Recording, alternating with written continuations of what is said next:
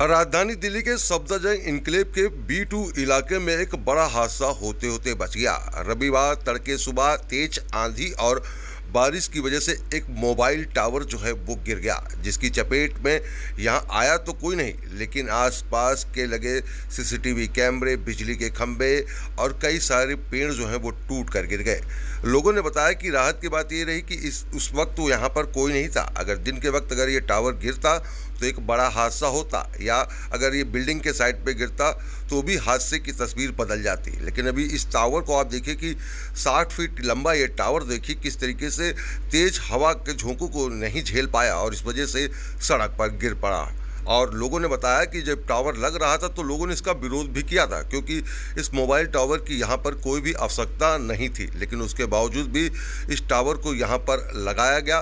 प्रशासन की मिली भगत से इस टावर को यहाँ पर तो लगा दिया गया, लेकिन इस तस्वीर के बाद क्या अब प्रशासन इस टावर को यहाँ से हटाएगा ये देखना होगा। लेकिन लोगों ने चिंता जरूर जताई है कि अगर ऐसे ही तेज हवाओं की वजह से अगर टावर गिरेगा तो कभी भी कोई हादसा हो सकता है, जबकि इस टावर की आवश्यकता सफदरजंग इनक्लेव B2 के लोगों को नहीं है। इसको लेकर स्थानीय लोगों ने पहले शिकायत भी दी और अब कोर्ट का दरवाजा भी खटखटा चुके हैं। देखना होगा इस खबर को दिखाए जाने के बाद दिल्ली की मुख्यमंत्री से जो गुहार लगाई गई है उस पर क्या दिल्ली की मुख्यमंत्री कोई अमल लेती हैं। लेकिन देखिए किस तरीके से BSS के जो कर्मचारी हैं वो यहाँ पर खंभों को ठीक कर रहे हैं, जो तारों को किस तरह से बिछाया जा रहा है जिससे कि इलाके की बिजली जो है वो भी सुचारू रूप से चालू हो सके। पिछले कई घंटों से इलाके में बिजली भी गुल है। धनराजानी है और मैं यहाँ B2 ब्लॉक की रेजिडेंट हूँ और ये मेरा घर है और ये आप पीछे देख रहे हो टावर, जिसके लगते टाइम भी हमारे पूरी RWA ने इसके खिलाफ बहुत कंप्लेंट्स करी, लीगल अथॉरिटीज के भी साथ कंसर्न किया और MLA सर के ऑफिस में भी 2-3 बार जाना हुआ।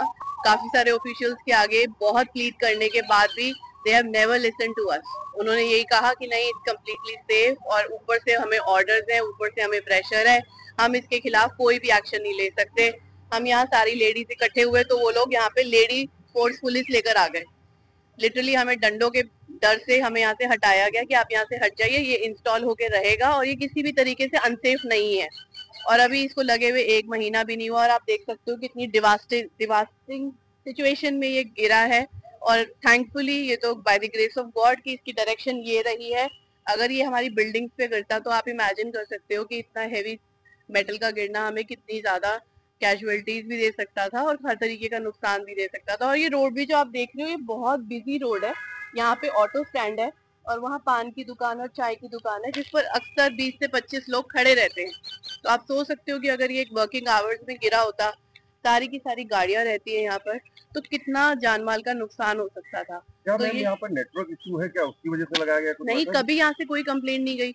हमने RWA के 150 लोगों से इंटरव्यू करके उनके साइंस के साथ ये पिटीशन भी कई बार डाली और अभी हमारा केस भी चल रहा है इसके अगेंस्ट हाई कोर्ट में कि हमें इसके लिए एक स्टे चाहिए। बट अभी ये इंस्टॉल हो चुका था तो आपको पता है कि जनता का तो कोई यहाँ पे सुनवाई होती ही नहीं जब तक कि कोई लॉ का कोई हमारे पास ऑफिशियल लेटर ना हो। तो हमारे पास कोई ऑफिशियल लेटर नहीं था कि जिसके बेसिस पे हम इसकी इंस्टॉलेशन को रोक सकते। किस कंपनी का ये लगा था? हमें तो यही बताया गया शायद इंडस का लगा हुआ है और इंटेल का लगा हुआ है, जो कि वोडा, जियो और एयरटेल को नेटवर्क प्रोवाइड करने वाले हैं। यही इन्फॉर्मेशन हमें मिली है और ये झूठ बोल के ही लगाया। हमें तो यही कहा गया कि हमारे पास MCD की परमिशन है और यहाँ पे एक मार्शल लाइट इंस्टॉल हो रही है, जो कि RWA बहुत टाइम से चाहती थी कि यहाँ लाइट हो, क्योंकि ये थोड़ा डार्क स्पॉट है और यहाँ पे काफी कुछ रात के टाइम पे होता है जिसके लिए हमें लगता था कि यहाँ लाइट होनी चाहिए। तो हम तो एवरीवन वाज सो हैप्पी कि चलो एक लाइट लगने वाली है, लेकिन उन्होंने हमारे साथ धोखा करके जब ये टावर स्टार्ट किया तब हमें समझ आया कि something fishy is going around and it's not a marshal light and they are installing a cellular tower which any which ways is very hazardous for our health and this thing. तो हम expect नहीं कर रहे थे कि किसी natural calamity में अगर ये गिरा, जो कि वो हमें अश्योर कर रहे थे कि नहीं गिरेगा, और अब आप देख सकते हैं कि 1 महीने के अंदर इसका क्या हाल है।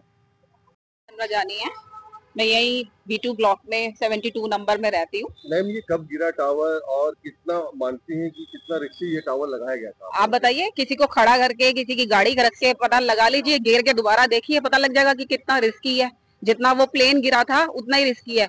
किसी के घर का एक जीव भी चला जाए ना तो कितनी उसके लिए मुसीबत हो जाती है। एक जीव नहीं जाता, पूरी फैमिली चली जाती है। सोचिए, मेरा घर यहाँ पर कॉर्नर से सेकंड घर मेरा है, ये B2 71 72A ये साथ वाला मिसेस कपूर का है, अगर उनके घर पे गिरता या 72 पे गिरता तो हमारी क्या हालत होती थी। रात को तो हमको सोते सोते पता ही नहीं लगता।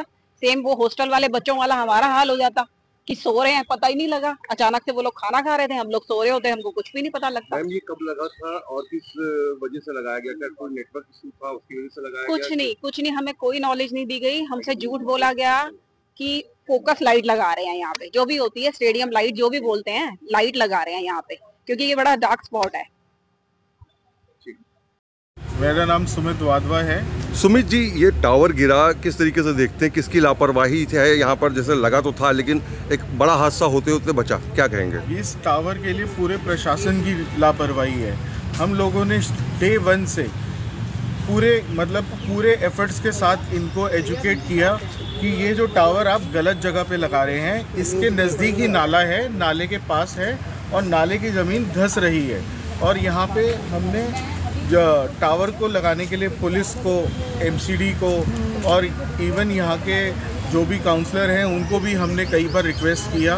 पूरा आरडब्ल्यूए हमारा साथ में खड़ा था। हमने बहुत ही शांत स्वभाव के साथ प्रोटेस्ट किया बट किसी ने हमारी बात नहीं सुनी। और इस एंड में देखिए इस टावर का क्या रिज़ल्ट निकला है। सबसे अच्छा ये हुआ कि ये जिस टाइम पे हुआ किसी को कोई क्षतिग्रस्त नहीं हुआ। अगर ये डे टाइम में होता तो पता नहीं कितने लोगों को लेकर चला जाता है। तो अब जो भी हुआ है सब आपके सामने है। अब आप लोग क्या चाहते हैं कि ये रीइंस्टॉल हो कि ना हो? अब आप ये खुद समझदार है कि ये रीइंस्टॉल होना चाहिए या नहीं होना चाहिए। हमारे बोलने से क्या हुआ? पहले भी हमने रिक्वेस्ट करी तो हमारी नहीं सुनी गई।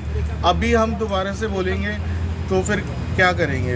हमारी तो यही रिक्वेस्ट है कि हम तो मुख्यमंत्री रेखा गुप्ता जी से बस प्रार्थना कर सकते हैं कि इनको देखें और इनके बारे में कुछ करें। और बस ये हमारा निवेदन है दोबारा से चीफ मिनिस्टर रेखा गुप्ता ऐसी घटना ना हो, ये घटना ना हो दोबारा से। ये बहुत डिजास्टर है, किसी के सर के ऊपर भी गिर सकता था, जान मान हानि का नुकसान हो सकता था। बस मुख्यमंत्री रेखा गुप्ता जी से यही प्रार्थना है।